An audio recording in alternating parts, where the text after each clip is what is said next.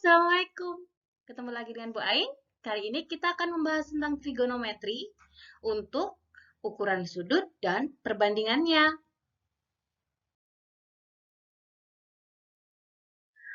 Trigonometri berasal dari bahasa Yunani, di mana trigono adalah segitiga, metri adalah mengukur. Maka dari sini mungkin kalian bisa membayangkan bagaimana apa yang kita pelajari di trigonometri. Setelah kalian mengamati video ini, diharapkan nanti kalian mampu menjelaskan satuan sudut, lalu menjelaskan tentang perbandingan trigonometri pada segitiga siku-siku.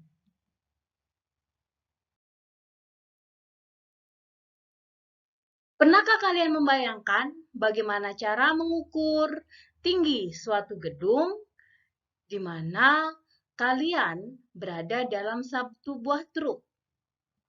Atau bagaimana cara kita mengukur sebuah pulau jaraknya dari posisi kita yang berseberangan dari pulau tersebut?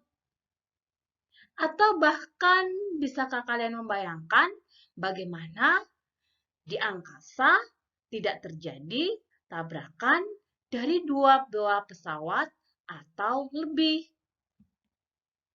Dan bagaimana pula jika di laut? Hal-hal inilah yang akan kita pelajari di trigonometri.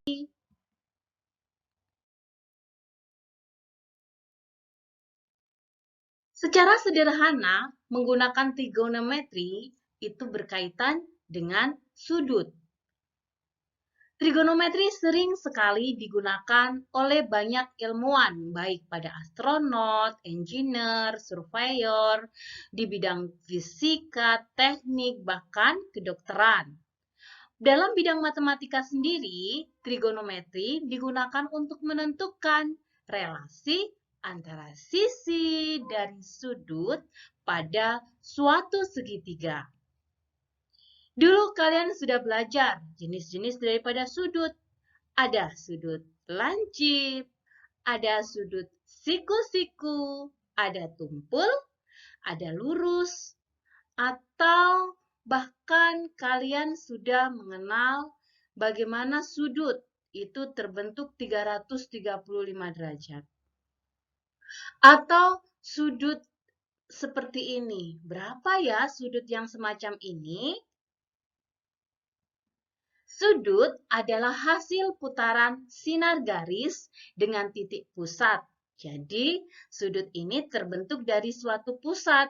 Kalau di sini semuanya adalah pusatnya di B. Ada B di sini, kemudian ada O sebagai pusatnya di sini, kemudian ada B juga di sini, atau sudut yang ini sebagai titik ini sebagai pusatnya. Dari pusat ini, kita bisa menentukan sisi awal dan sisi akhirnya sudut tersebut berputar. Karena ada perputaran tersebut, maka dalam sudut ada arah putaran. Arah putaran di sini akan menentukan apakah dia bernilai positif ataupun dia bernilai negatif. Perputaran yang berlawanan dengan arah jarum jam bisa kalian lihat pada sudut lancip di sini. Dia berlawanan arah jarum jam ya. Kalau arah jarum jam seperti ini, seperti tanda ini. Nah, kalau dia berlawanan arah dengan jarum jam, maka dia bertanda plus. Maka di sini ada sisi awal dan sisi akhir yang terbentuk. Sudut ini akan membentuk sudut positif. Maka sebaliknya, jika dia berlawanan arah dengan jarum jam, maka bentuknya seperti ini. Sisi awal di sini akan berlawanan dengan searah dengan jarum jam, akan membentuk sisi akhir sehingga dia membentuk sudut negatif. Kalian bisa membedakan kapankah dia terbentuk sudut positif dan kapankah dia membentuk sudut negatif.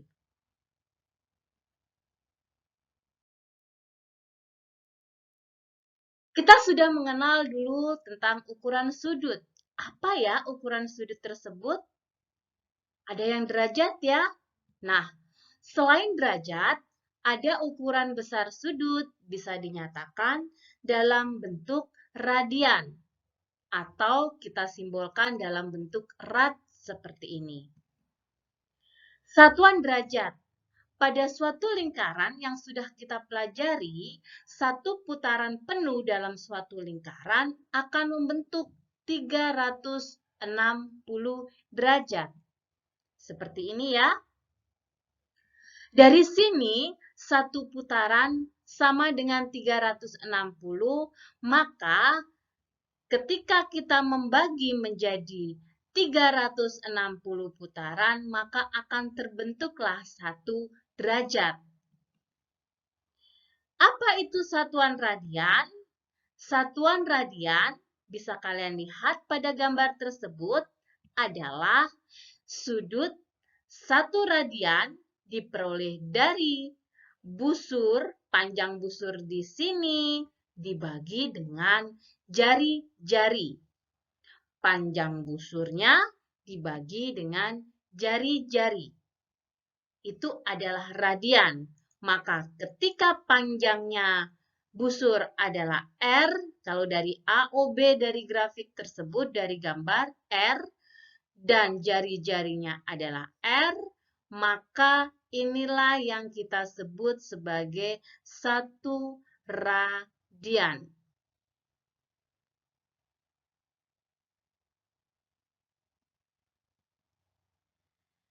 Apabila suatu busur keliling lingkaran adalah 2 πr di sini, maka kalau kita buat A, O, B-nya itu kembali pada A, berarti satu putaran penuh.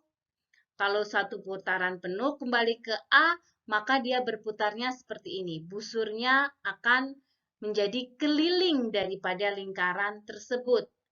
Maka akan sama dengan satu putaran sama dengan panjang daripada busur, yaitu berupa keliling lingkaran, 2 πr, dibagi, jari-jarinya masih R ya, sama dengan 2 pi radian.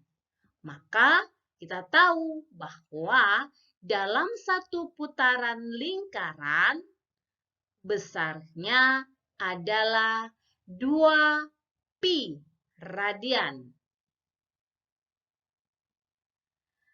Maka kalau satu putaran yang merupakan 360 derajat adalah 2 pi radian, maka 180 adalah separuhnya. Berarti dibagi 2 ya, menjadi pi radian. Maka dari grafik ini kita bisa tahu, mulai dari 0 radian di sini, kemudian dari posisi ini berapa? Pi per 6 radian. Kemudian ada pi per 3 radian, kalau di sini berarti pas 90 derajat. Adalah pi radian. Karena pi radian ini 180, maka 180 dibagi 2 sama dengan 90 derajat. Maka di sini pi per 2 radian sama dengan 90 derajat. Begitu pula untuk yang lain. Kalau di sini misalkan kita ambil 7 per 6 pi radian. Maka karena pi radian adalah 180, tinggal 7 per 6 kali 180 derajat. Itulah besar derajatnya. Jadi kalian bisa menghitung bagaimana cara kalian mencari derajat dari satuan radian. Ataupun sebaliknya. Dari sini, karena 1 derajat sama dengan pi per 180 radian. Kalau kita bagi nilai 180-nya tadi, kita bagi menjadi dibagi dengan 180 juga, maka akan menjadi pi 180 bagi 180 derajat, 1 derajat ya di sini menjadi pi per 180 radian. Itu adalah bagaimana mengubah bentuk derajat menjadi bentuk satuan radian.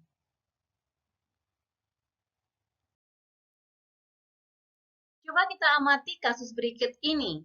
Besar sudut 3/4 pi radian itu sama dengan berapa derajat? 3/4 pi radian sama dengan berapa derajat? Nah, kita tahu tadi bahwa pi radian sama dengan berapa? 180 derajat. Maka 3/4 pi radian menjadi 3/4 kali 180 derajat. Kalian bisa hitung ya, berapa nilainya? Berapa hasilnya? Di sini hasilnya adalah 135 derajat. Mudah ya? Lalu, bagaimana caranya jika yang diketahui adalah derajat untuk kita bentuk dalam radian? Karena kita tahu bahwa pi radian sama dengan 180, maka untuk mengubahnya berarti kita bagi 72 derajat dibagi dengan 180 derajat. Karena di sini 1 derajat sama dengan 1 derajat sama dengan berapa?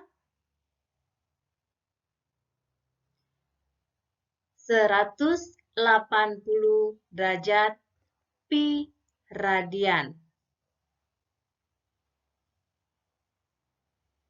Maka 72 dibagi 180 adalah, kita bisa sederhanakan menjadi di sini dibagi 8, 9 dibagi 9 ini 8, dibagi 9 ini 20, berarti 8/20 pi radian.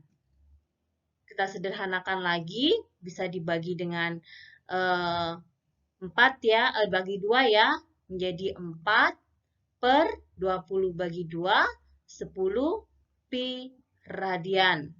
Lebih sederhana lagi, 2/5 pi radian. Ini adalah bentuk dari 72 derajat.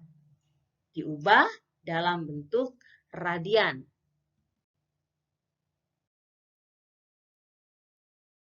Pernahkah kalian melihat bentuk ini? Pada navigasi di pesawat, kemudian di kapal, ini seringkali kita jumpai. Atau dalam film-film yang ada perang-perangan, ini juga sering ya kita lihat ini. Atau ingatkah kalian dengan bentuk ketika di SD dulu ada pertanyaan, terletak di manakah wilayah Indonesia? Terletak di lintang sekian atau bujur sekian. Bentuknya seperti apa ya? Ada derajatnya, ada bentuk kayak gini ya. Misalkan ada 6 derajat, kemudian di sini ada 27. Ingatkah kalian bentuk seperti ini? Ingat ya, ini adalah apa hubungannya dengan sudut? Hubungan derajat dengan menit, di mana 1 derajat itu sama dengan 1 jam. Sedangkan 1 derajat yang merupakan 1 jam tadi sama dengan 60 menit. Dan 60 menit tadi berhubungan dengan detik, maka sama dengan berapa? Sama dengan 3.600. Maka ada hubungannya ya, bahwa 1 derajat itu sama dengan 60 menit atau sama dengan 3.600 detik. Coba kita lihat bagaimana menghitung daripada penjumlahan berikut. Seperti kalian menjumlahkan biasa, jadi ada 12 derajat, ada 24 menit, ada 35 detik. 23 derajat, 39 menit, 56 detik. Kita bisa tambahkan seperti biasa, 6 tambah 5, nyimpen 1 ya di sini. Kemudian 5 tambah 1 tambah 3, 9. Tapi jangan ditulis 9 di sini. Ingat bahwa di sini adalah hubungannya bahwa 1 menit itu adalah 60 detik. Maka kalau 1 menit sama dengan 60 detik di sini, maka kalau ini 90, kita ambil 60-nya ya, menjadi 40, kita simpan 1 di sini. Seperti pelajaran waktu di SD dulu tentang jam. Maka di sini ada berapa? 14, nyimpan 1 di sini. Ini detik, ini menit. Maka di sini ada 6 ya. 6 karena sudah 60, maka kita tulis di sini 0, kita taruh di sini 1. Maka tinggal 3 tambah 2 tambah 1, 6, 2 tambah 1, 3. Jadi per 60 dia dibulatkan ke depannya. Per 60 detik dia dibulatkan 1 ke menit. Per 60 menit dia dibulatkan 1 ke derajatnya. Lalu bagaimana dengan bentuk pengurangan? Sama saja. Pengurangan pun sama kasusnya. 45 derajat, 11 menit, 23 detik. Ada 44 derajat, 23 menit, kemudian ini 35 detik. Kita kurangkan. 3 dikurangkan 5, kita pinjam 1. Di sini ini tinggal 1, berarti 13. Dikurangkan 5, berarti 8. Kemudian, di sini masih ada 1 dikurangkan 3, tidak bisa ya. Maka kita pinjam depannya. Seperti kita pengurangan seperti biasanya kalau meminjam depan. Minjam 1 berarti ini tinggal 10 ya. Tapi di sini tidak ditambah 1, tapi tambah 6. Karena per 60 detik berarti di sini adalah 7. 7 dikurangkan 3 menjadi berapa? 4 ya. Lalu di sini 0 dikurangkan 3 tidak bisa. Di sini jadi ada 0, ini 10 dikurangkan 3 menjadi 7 ya.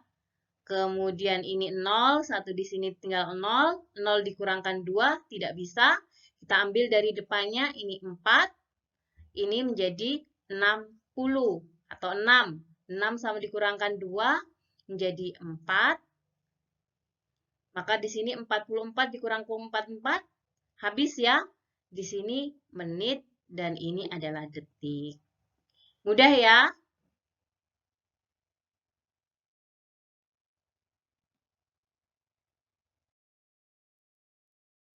Sudut dan kuadran. Kalau tadi bahwa dalam sudut kita kenal adalah satu putaran penuh, berarti berhubungan dengan yang namanya lingkaran. Tadi kita sudah mengenal lingkaran tersebut. Dalam lingkaran di sini terdapat yang namanya pembagian yang kita sebut yaitu kuadran 1, kuadran 2, kuadran 3, dan kuadran 4. Kuadran 1 berarti di sini kalau dalam diagram Kartesius adalah yang bernilai semuanya positif, maka di sini X, Y yaitu antara sudut 0 hingga 90 derajat.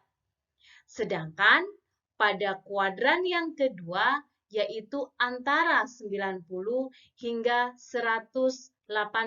Maka dari sini karena antara kuadran 1 diletak di posisi yang positif, di sini ada 10, ada 20, 30, ini adalah kuadran 1, yaitu antara 0 hingga 90 derajat. Sedangkan pada kuadran 2, yaitu antara 90 sampai 180 di sini, itu adalah kuadran 2, di mana kalau diagram Kartesius, yaitu yang bernilai positif untuk Y-nya, sedangkan X-nya bernilai negatif. Dan pada kuadran 3 yaitu antara 180 hingga 270. Di mana dua-duanya nilai koordinat dari X dan Y-nya adalah negatif. Maka seperti ini. Ini adalah 270.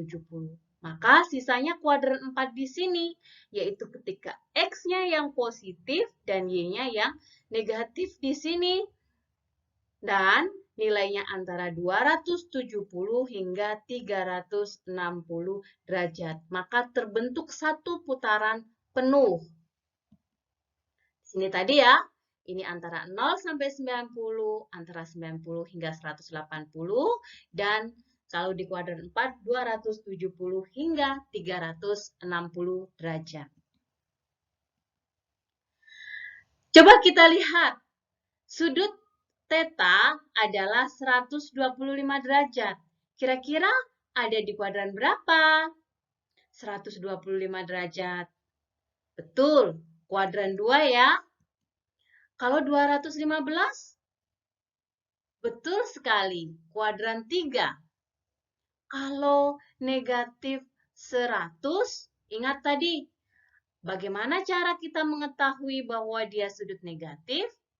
Betul, kita putar yang searah dengan jarum jam. Maka di sini antara min 0 sampai min 90, kalau di sini sampai min 180, dan di sini min 270, hingga kembali lagi di sini min 360 derajat.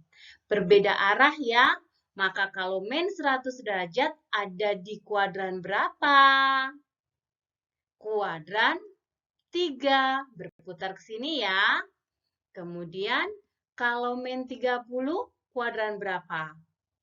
Betul sekali, kuadran 4.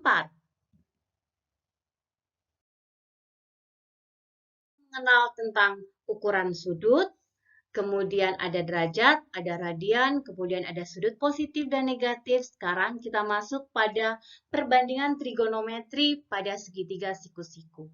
Ingat bahwa tadi trigonometri berhubungan dengan segitiga ya.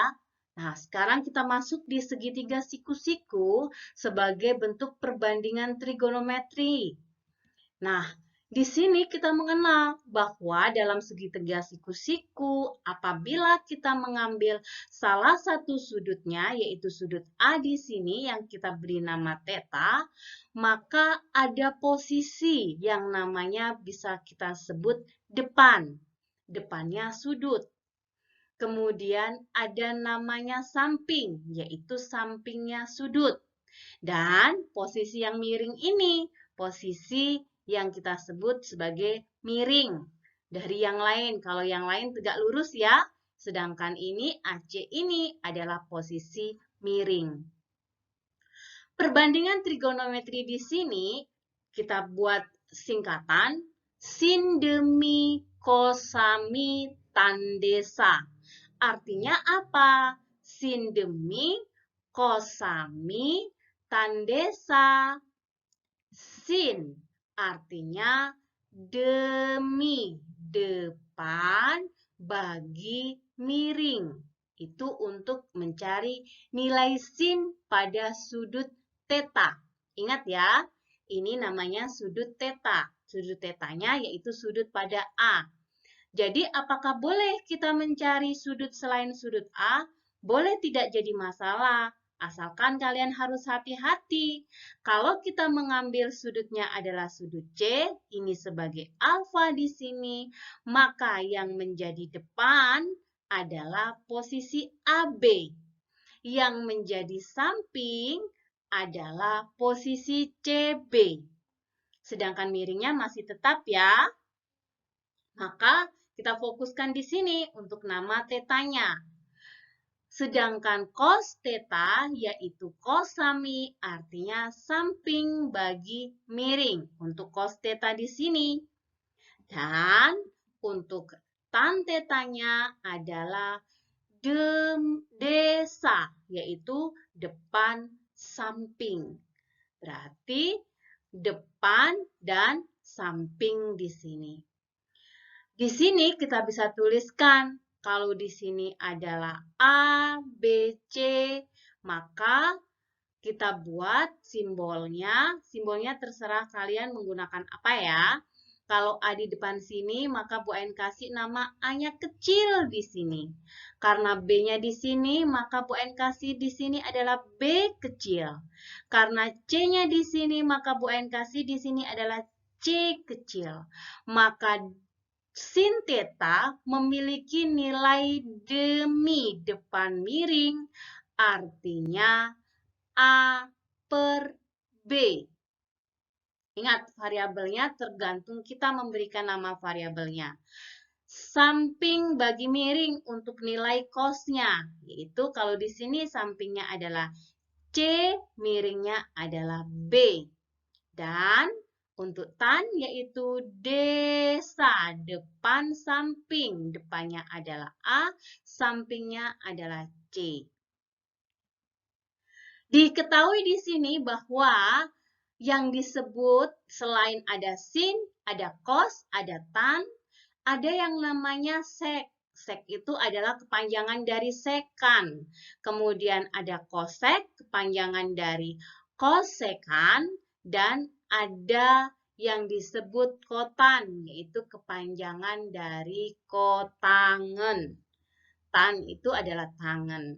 Maka karena ini adalah kebalikannya, ingat sek lawannya kos, kosek lawannya sin, dan kotan lawannya tan. Maka di sini sek theta berarti tinggal balik, yaitu CB sini ya, berarti B per C. Sedangkan kosek theta berarti kebalikan untuk sin, B per A. Dan kotan theta sama dengan kebalikan dari tan, yaitu C per A. Jangan dihafal ya untuk B per C, B per A-nya ya. Yang kalian ingat, rumus dasar ini saja bahwa sin adalah demi, cos sami, tan desa. Karena hal ini berkaitan dengan segitiga siku-siku, maka kalian harus mengingat apa? Rumus Pitagoras.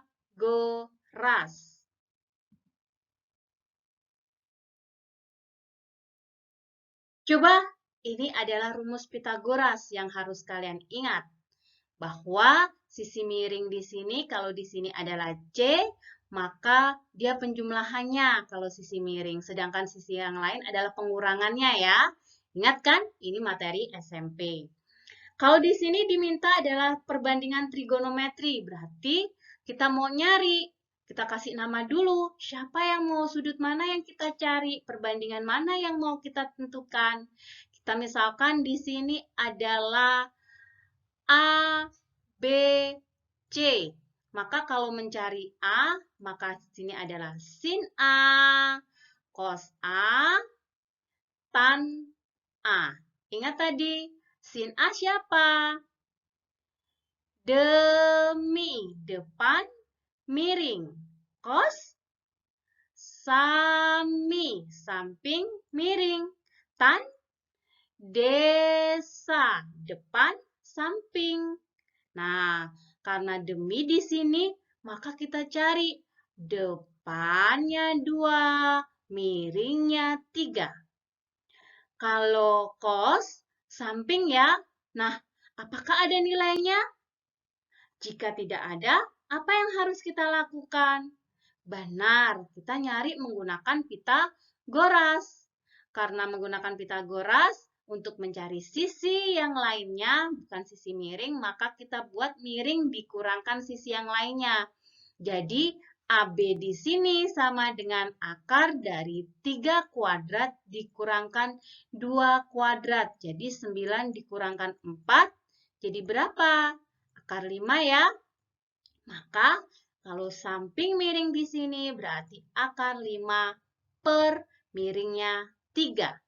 Kalau depan, samping, desa, maka depan dibagi sampingnya akar 5. Bentuk seperti ini bisa kalian sederhanakan ya, yaitu ingat bagaimana dulu di SMP menggunakan bentuk sederhananya dikali akar 5 per akar 5. Menjadi 2 akar 5. Ingat, akar 5 dikali akar 5 berapa? 5. Jadi 2 per 5 akar 5. Nah, selain tadi ada sin, ada cos, ada tan, ada apa lagi ya? Betul sekali.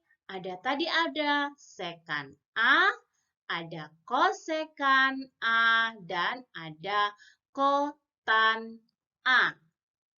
Sekan A kebalikannya siapa? Kos ya, maka menjadi 3 per akar 5. Atau yang disebut sederhananya 3 per 5 akar 5. Ingat, bagaimana cara menyederhanakan?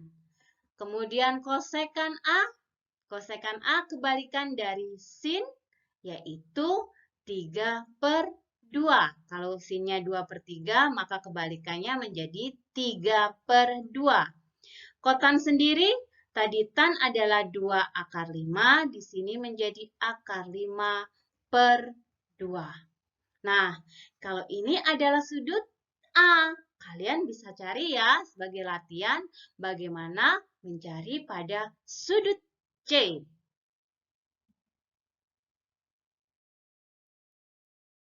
Hal positif apa yang sudah kalian lakukan hari ini? Sampai jumpa.